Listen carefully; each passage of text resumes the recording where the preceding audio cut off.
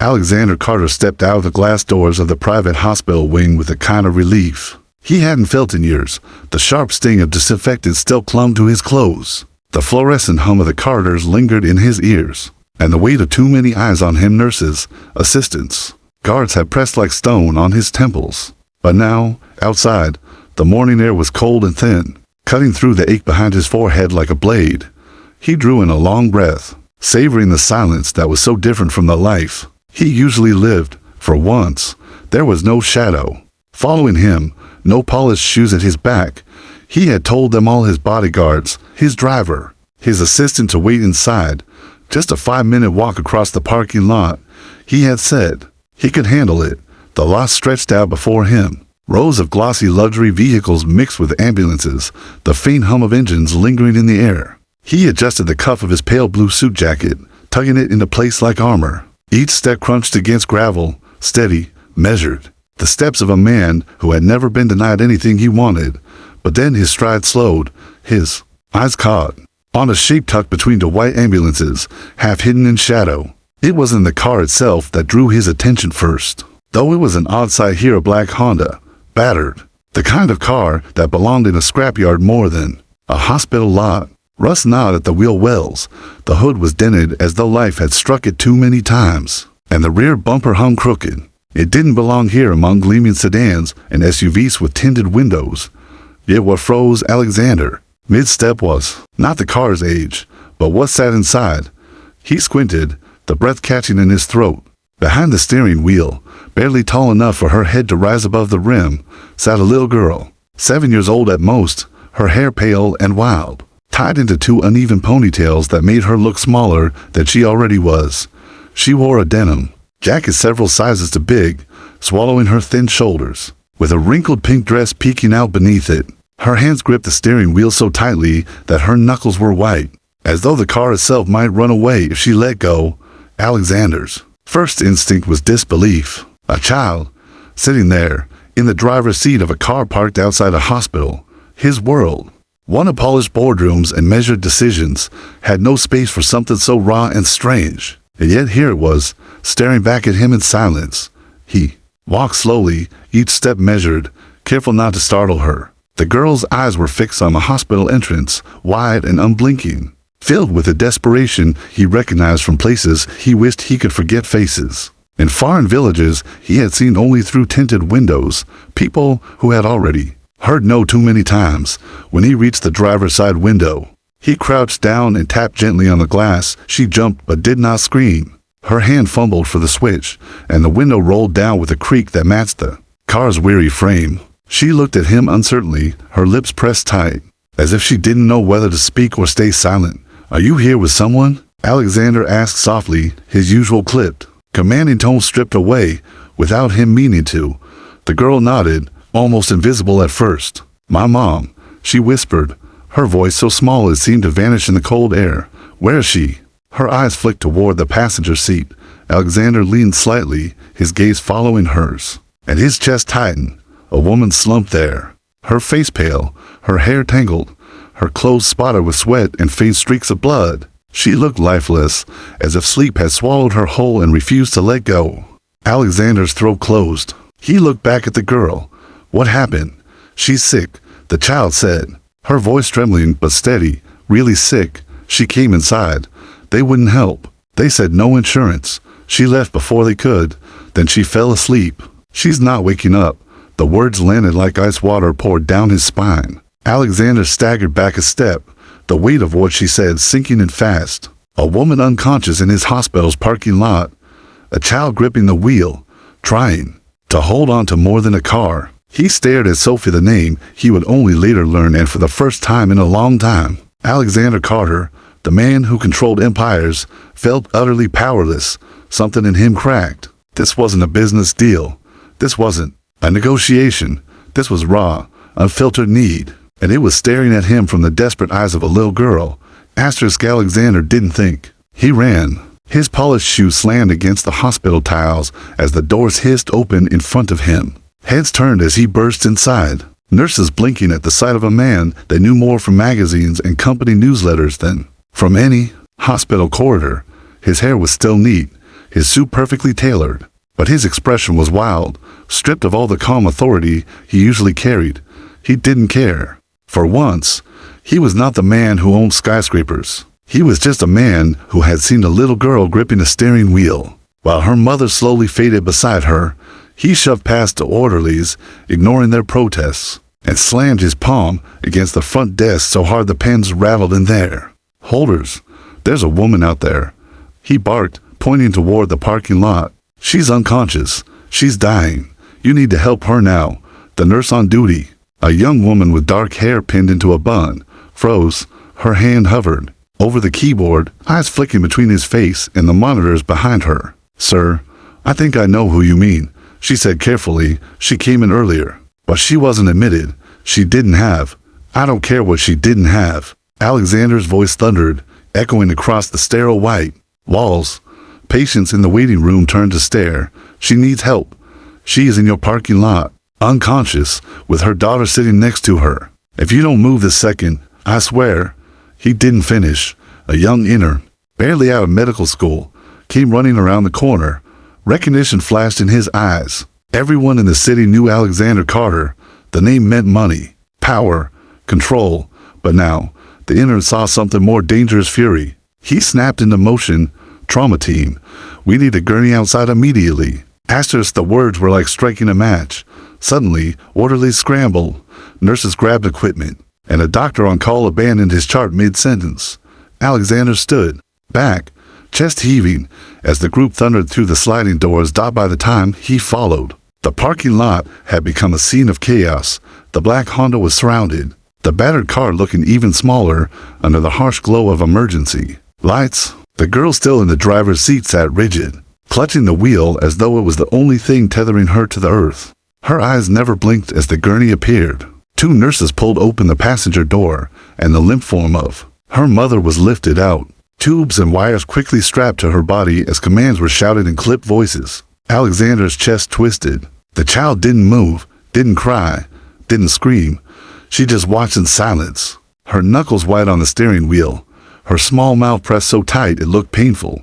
He had seen silence before in boardrooms when millions were at stake, in hostile negotiations when one word could shatter an empire. But he had never seen silence like this. A child too young to carry grief, already carrying it like a stone. The gurney disappeared through the automatic doors, swallowed by the hospital's belly. The staff melted away, some murmuring about paperwork, others muttering about protocols. Soon, only the girl remained, staring at the empty space where her mother had been. Alexander walked to her slowly, his heartbeat louder than his footsteps. He pulled open the car door, crouching beside her. Up close, her cheeks were streaked with dirt, her hands trembling against the wheel though her face remained composed. "What's your name?" he asked softly. "Sophie," she whispered. He nodded once, grounding himself. "I'm Alexander." His voice broke before he could stop it. He cleared his throat, softened it. "You did something incredibly brave today, Sophie." Her eyes finally flicked toward him, searching, suspicious. "I had to," she said. "Nobody else would." They all said no. Alexander froze. Her words carried more weight than any shareholder report or government contract he had ever handled. A little girl had already learned the world could abandon her. He wanted to tell her she was wrong, that people cared, that the system wasn't as cold as it looked. But the truth knotted in his stomach. She was right. In that moment, something dangerous began to stir in Alexander Carter. The man who usually walked with untouchable composure now felt a crack in his armor. A child's desperation had pierced it, and for the first time in years, he was no longer thinking about profits or schedules or quarterly earnings. He was thinking about Sophie, about the silence in her voice, about the fact that she had been ready to drive a car because the adults in her world had failed her. The hospital swallowed her mother, but Sophie still sat in front of him, gripping a wheel she should never have touched. And Alexander Carter, Millionaire CEO, realized with a jolt that he couldn't walk away. Alexander stood in the parking lot longer than he should have, watching Sophie's small hands still wrapped tight around the wheel. Even after the nurses had taken her mother inside, she didn't loosen her grip. Her eyes followed the sliding doors where the gurney had disappeared, but she didn't move an inch. It was as if she believed that letting go of the wheel meant letting go of her mother, too. Finally, Alexander crouched down again, the gravel pressing through the thin leather of his shoes. "Sophie," he said gently, "it's okay now. The doctors are with her. They're helping her." Her voice was so quiet, he had to lean closer to catch it. They didn't help before. The words landed heavier than anything he'd heard. In the hospital boardrooms, where billions were argued over, he felt a pulse of shame that wasn't his, but still lodged itself in his chest. He glanced back at the hospital entrance, the tall glass doors glowing like some indifferent gate, and realized he couldn't argue with her. She was right. Alexander reached out slowly, prying one of her small hands off the wheel. She didn't fight him, but her fingers were stiff, frozen in place. He held her hand for a moment, not knowing what to say, before finally murmuring, "Let's go inside together. You shouldn't be alone out here." She hesitated, eyes darting back to the empty passenger seat. "What if she wakes up and I'm not here?"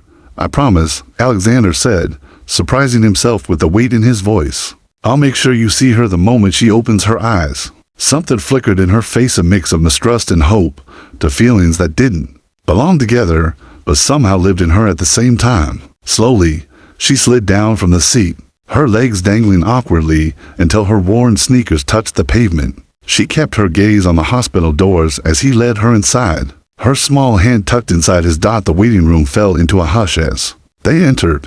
People recognized Alexander instantly. His face was plastered across newspapers and magazines. The kind of face everyone knew, but never saw here. In a hospital filled with chipped tiles and families praying for mercy, he ignored the whispers, guiding Sophie to a seat in the corner. She perched there like a sparrow, small and tense, her eyes wide but dry.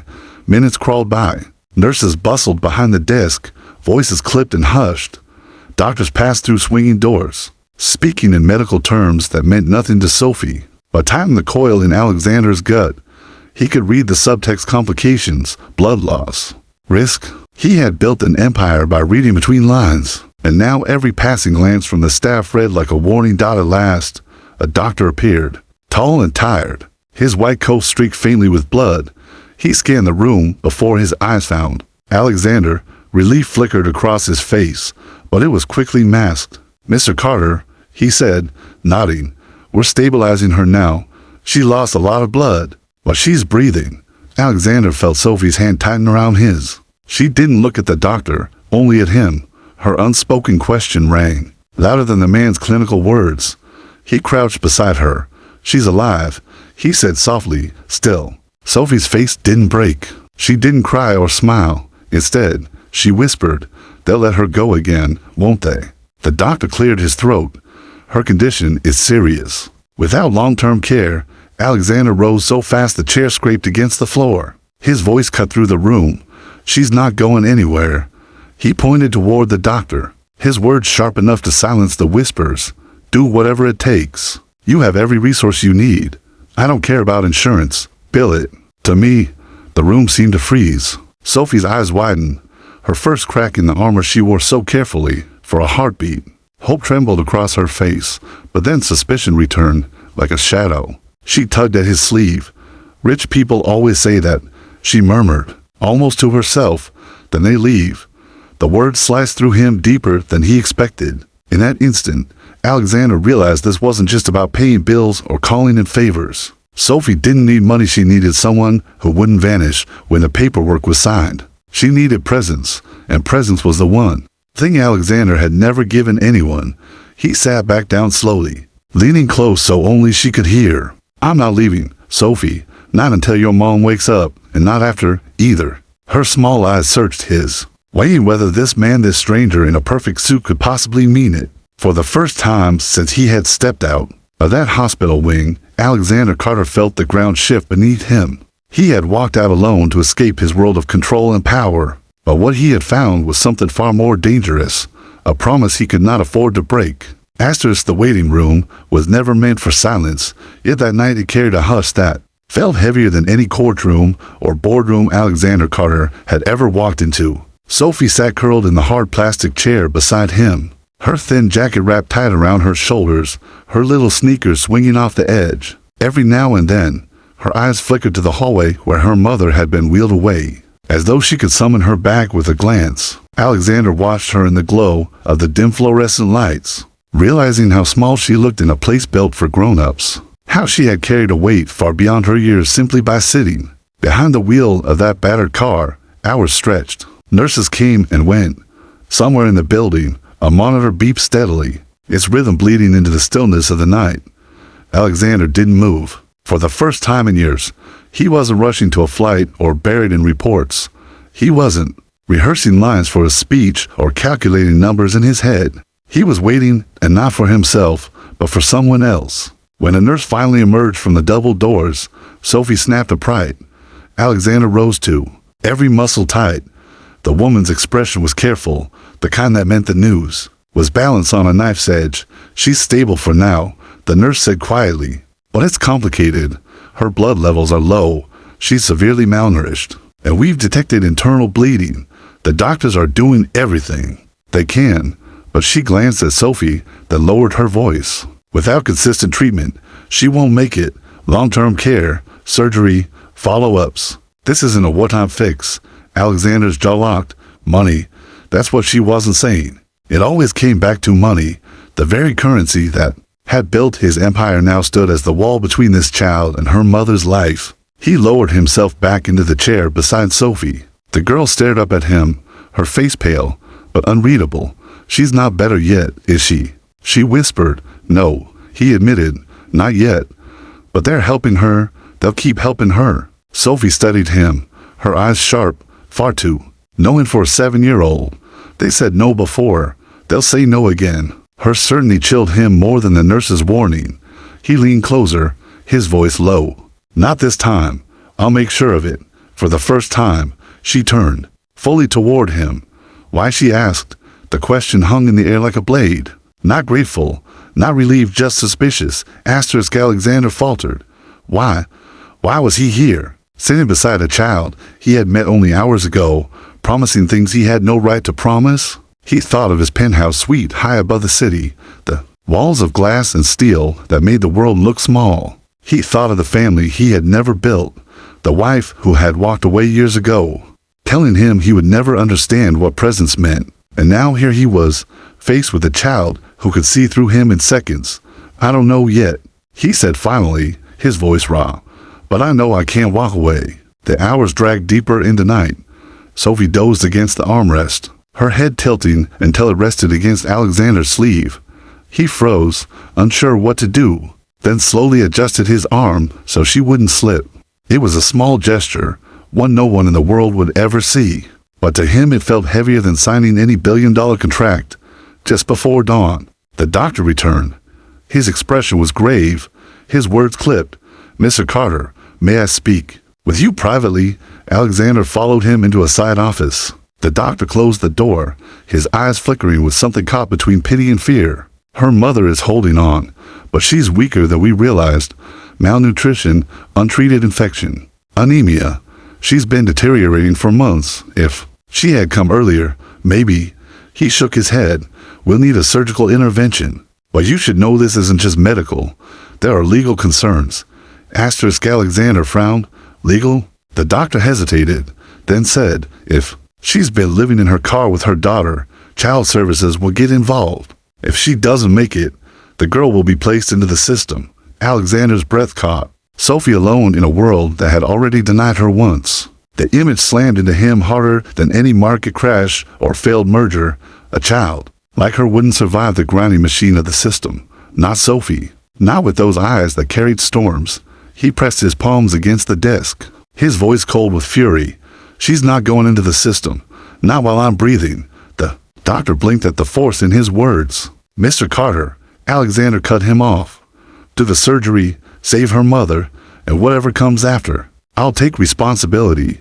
But even as the words left his mouth, he realized what they meant. He wasn't just offering money.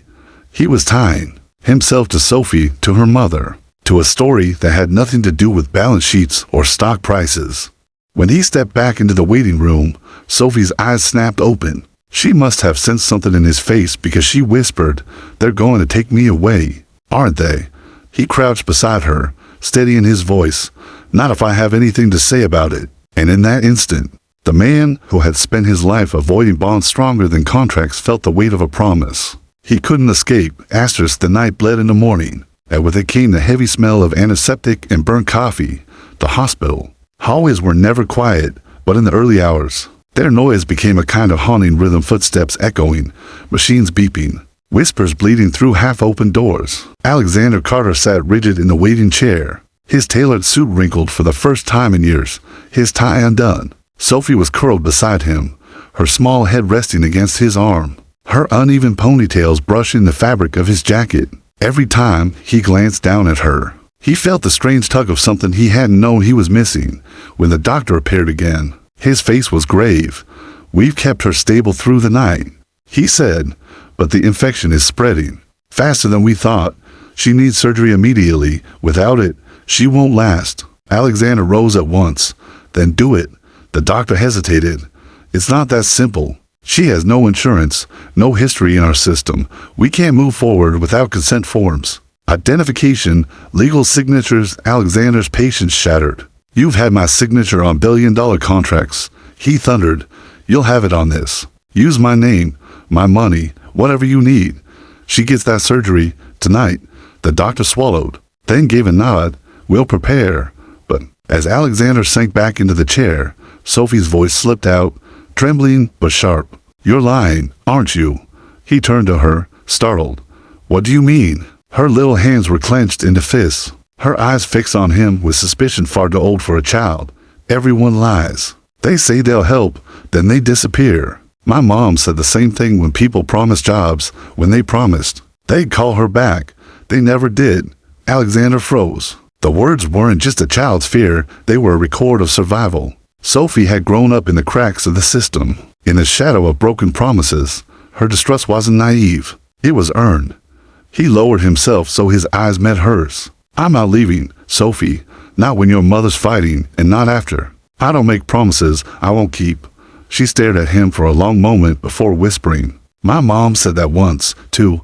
The silence that followed was heavier than any negotiation table he had ever sat at. Later that morning, a social worker arrived, a woman in her 50s with sharp eyes and a folder clutched against her chest. She introduced herself to Alexander with stiff politeness, but looked directly at Sophie. When she spoke, "Sweetheart, I need to ask you a few questions about where you've been living." Sophie stiffened instantly, inching closer to Alexander. Her small fingers dug into his sleeve. "We live in our car," she said flatly. "It's not so bad. I make it nice. I hang drawings on the window so it doesn't feel empty." The words punched the air from Alexander's lungs. He pictured her sitting in the back seat of that rusted Honda, taping paper to the glass. "Try and create a home out of metal and decay." The social worker scribbled notes. "And your father?" "I don't have one." Sophie's voice cracked, but her chin stayed firm. "Mom says it's just us. Always just us." Alexander felt his chest tighten. He wanted to tell her she wasn't alone anymore, but the words caught. He had never been anyone's anchor before. Could he really be hers? The social worker's gaze slid to him. "Mr. Carter, I need to be frank. If her mother doesn't survive this surgery, custody decisions will be immediate. The state can't allow a minor to remain without legal guardianship." Alexander's jaw set. "You're not taking her. That isn't your decision." The woman's tone was cool, but her eyes lingered on him with faint recognition. "Unless you intend to involve yourself directly, she'll enter the foster system." He felt Sophie's grip on his sleeve tighten until it hurt. He looked down at her, saw the fear in her eyes, and something inside him shifted. All the walls he had built, money, distance, power, meant nothing now. Here was a child, trembling at the thought of losing everything, and the only thing between her and the abyss was him. He turned back to the social worker. "Then involve me directly, put my name down. Do whatever you have to." "She's not going anywhere." The woman blinked, taken aback, as though she had never heard such certainty in this place before. She scribbled something in her folder, but said nothing more. When she left, Sophie finally spoke. Her voice was barely a whisper. "Why are you doing this? You don't even know us." Alexander looked at her, really looked, and saw not just a child, but a mirror. He remembered nights as a boy when he sat alone in empty rooms, waiting for parents who never came home. He remembered the silence of wealth without warmth, success without family. He saw in Sophie the loneliness he had buried deep now laid bare in the shape of a 7-year-old girl, because I know what it's like to be alone," he said, his throat tight, "and I won't let you go through it." At that exact moment, a nurse rushed into the room. "Mr. Carter, the surgery has started, but there are complications. You need to come now." The floor seemed to tilt beneath him. Sophie's face drained of color. She leapt from her chair, clutching his hand with both of hers. "Don't let her die," she begged. And Alexander, the man who had commanded empires, felt his knees weaken under the weight of a promise he wasn't sure he could keep. The corridor outside the operating theater pulsed with fluorescent light, each hum of the bulbs like a taunt, each second a weight pressing down. Alexander Carter stood there with Sophie's small hand locked in his other hand braced against the cold wall. He had faced hostile takeovers, collapsing markets, and governments threatening to dismantle his empire, but none of it compared to the helplessness that now hollowed him out. Through the window of the surgical doors, shadows moved, figures in scrubs, heads bent, hands swift and deliberate. Machines beeped in uneven rhythms. A nurse hurried past carrying a tray of instruments, her face set, eyes deliberately avoiding his. That was when Alexander knew something had gone wrong. "What's happening?" he demanded, catching her arm before she slipped inside. She hesitated, her voice low. "Her blood pressure is crashing. We're trying to stabilize her, but it's not good." Sophie clutched tighter to his hand, her voice cracking. "Don't let them stop. Don't let them give up."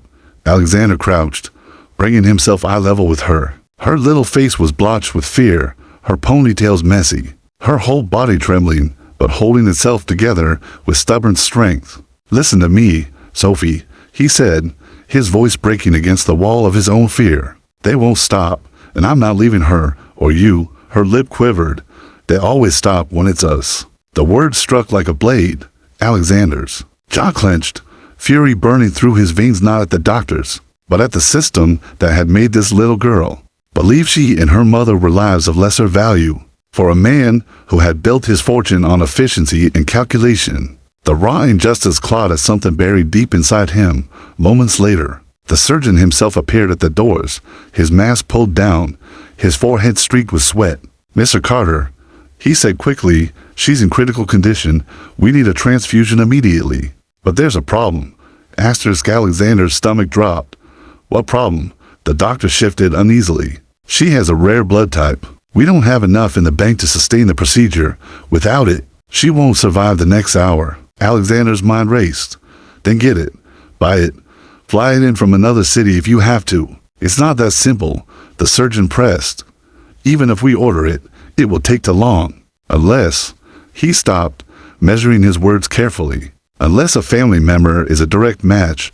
Both men turned at the same time. Sophie's wide eyes darted between them. "I don't know my blood type," she whispered. The surgeon crouched in front of her. "Sweetheart, we'll test you now. If you're a match, you could save your mom's life." Sophie went pale. "Me? But I'm just a kid." "You're strong," Alexander said, gripping her shoulders. "Stronger than most adults I know. But we'll only do it if it's safe." Minutes later, a nurse led Sophie away to run the tests. Alexander paced the hallway, his fists tight. His mind refused to be still. He kept seeing Sophie gripping the steering wheel of that battered Honda, her knuckles white, her silence too heavy for a child. That same strength might now be the only thing keeping her mother alive. The surgeon returned with urgent eyes. "She's a match." Alexander's heart slammed against his ribs. Relief and terror warred inside him. Sophie, this little girl, was about to give part of herself to save her mother and the system that had failed them. Both would take the credit for doing its best. The procedure began. Hours crawled. Alexander sat in the corner of the sterile room where Sophie lay. After her donation, pale but awake, her small frame tucked under thin blankets. She looked at him with bleary eyes. "Is she okay?" "They're still working," Alexander said, his voice tight. He reached for her hand, holding it like a lifeline. "But because of you, she has a chance." Her lips trembled, and for the first time, tears slid down her cheeks. Not sobs, just silent rivers. As if she didn't know how to cry out loud anymore, Alexander brushed them away gently, the way no one had ever done for him as a boy. Then, just as dawn broke over the city skyline, the surgeon returned. His shoulders sagged, his mask hung loose, but his eyes carried a flicker of something Alexander hadn't seen all night: hope. She made it through, the surgeon said. Your mother is alive, Sophie, weak, but alive. Sophie gasped, the sound sharp and fragile. She buried her face into Alexander's sleeve, clinging to him with the force of all the fear she had been holding inside. Alexander's arms wrapped around her instinctively, steady and protective. But even as relief washed over him, the surgeon's next words pulled him back into the storm. Mr. Carter, there's something else. During the procedure, we found scar tissue, old injuries, evidence of neglect. If child services sees this, they'll argue the mother is unfit, even if she survives. They'll want Sophie placed into the system immediately. Alexander's blood ran cold. The shadow that had been following them all night now stood at their door. Sophie's tears soaked his jacket, and he understood with bone-deep certainty that this was not just a fight for her mother's life, it was a fight for Sophie's future. For the first time in years, Alexander Carter, the man who thought he controlled everything, realized the battle ahead could not be won with money alone. Asterisk, the storm outside had broken into rain by the time the surgeon's warning sank fully into Alexander Carter's chest. Drops streaked down the hospital's wide glass windows, blurring the view of the city skyline, as though the world itself was softening, bending. Inside, Alexander sat with Sophie's small body pressed against him, her tear-streaked face buried in his jacket. He held her as though the slightest movement might break her, but his eyes cold, calculating. The eyes of a man who had always known the endgame were burning with something far more dangerous now. Resolved. The words haunted him, evidence of neglect. A fit parent, child services. He looked down at Sophie, who had finally dozed off against his side, exhaustion pulling her under. She had just saved her mother's life, giving blood her tiny body could barely afford to lose. And yet the system would dare to tear her away. It made his gut twist with rage. When the social worker returned later that morning, her folder in hand, Alexander was waiting. She spoke with the polite cruelty of someone who had delivered this speech too many times. Mr. Carter, the state will need to intervene once the patient is stable. There's a process. Temporary custody will likely be assigned until her mother proves she can provide adequate care. Sophie stirred awake just in time to hear those words. She bolted upright, panic flashing across her face. No, you can't take me. My mom needs me. She only has me. Alexander stood, his figure looming, his voice cold as steel. You're not taking her. Not while I'm here. The social worker's lips thin. With all due respect, Mr. Carter, your influence doesn't change legal realities. He stepped closer, his voice low but searing. Then I'll change the reality. Before she could respond, the doors at the end of the hall creaked open. Nurses wheeled out of bed, the frail figure of Sophie's mother lying atop it. Her face was ghostly pale, but her eyes fluttered open weakly as they rolled her past. Sophie broke free from Alexander's hand and ran, clutching her mother's arm, whispering, "Mama, I'm here, I'm here." The mother stirred, her cracked lips forming a faint smile. Her eyes drifted up toward Alexander, and in that instant, recognition flared. She whispered his name, not the way strangers did when they read about him in headlines, but in a tone that carried history. Carter. The room froze. Sophie looked between them, confused. Alexander's breath caught in his throat. He stepped closer, his voice unsteady. "You know me." Her hand trembled against the sheet. "I worked for you, years ago, at the publishing subsidiary. I was just an assistant." Her eyes clouded, pain flickering across her face. "When the merger happened, you cut half the staff. I lost everything, the apartment, the insurance. I begged them to keep me. I begged." The silence in the hallway deepened until even the machine seemed ashamed. Alexander felt as though the floor had split beneath him. This wasn't fate or coincidence. He hadn't stumbled across Sophie by chance. The chain of decisions he had signed, the papers he had stamped without reading every name, had set this tragedy into motion. He gripped the railing of her bed, his voice hoarse. "My God." Her eyes brimmed with tears. "You never saw me, just numbers on a page. But those numbers, they were my life." Sophie's little hand clung to her mother's, but her gaze shifted up to Alexander. Confusion, betrayal, and a tiny sliver of hope swirled all at once in her expression. You made this happen." Alexander staggered back, his chest tight, shame pressing down like a stone. He wanted to deny it, but the truth strangled him. "Yes," he whispered. "I did. I didn't know it was you. I didn't know it was her." He looked at Sophie, his voice breaking. But I know now, and I swear I'll make it right. The social worker cleared her throat sharply. All the more reason to follow proper procedure. Clearly, this family has suffered because of me. Alexander snapped, his voice booming so loudly that nurses peeked from nearby stations. His fist trembled at his sides. I caused this, which means it's my responsibility to fix it. If the law won't let me protect them, then I'll use every ounce of power I have until it does. The mother's eyes closed, tears slipping down her cheeks. She needs someone, Carter. If I don't make it, don't let them take her. Don't let them break her the way the world broke me.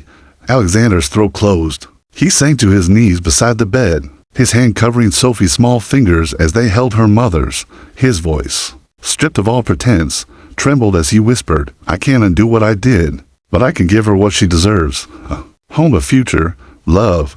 Sophie's eyes shimmered, torn between disbelief and desperate hope. But will you stay? Everyone leaves. Alexander looked into her eyes, his voice steadier than it had ever been in his life. Not this time. Not me. Not ever. The rain outside thickened, hammering the glass like 1,000 promises demanding to be kept. And for the first time in his life, Alexander Carter, the man who had built empires on contracts and signatures, sealed a vow not with ink, but with his soul. The system would fight. The world would resist. But he would not walk away now from Sophie, not from her mother, not from the chance to turn his greatest mistake into redemption. Because some deals are written in paper and ink, but the most powerful are written in blood, tears, and the fragile trust of a little girl who had once sat behind the wheel of a broken car and refused to let go.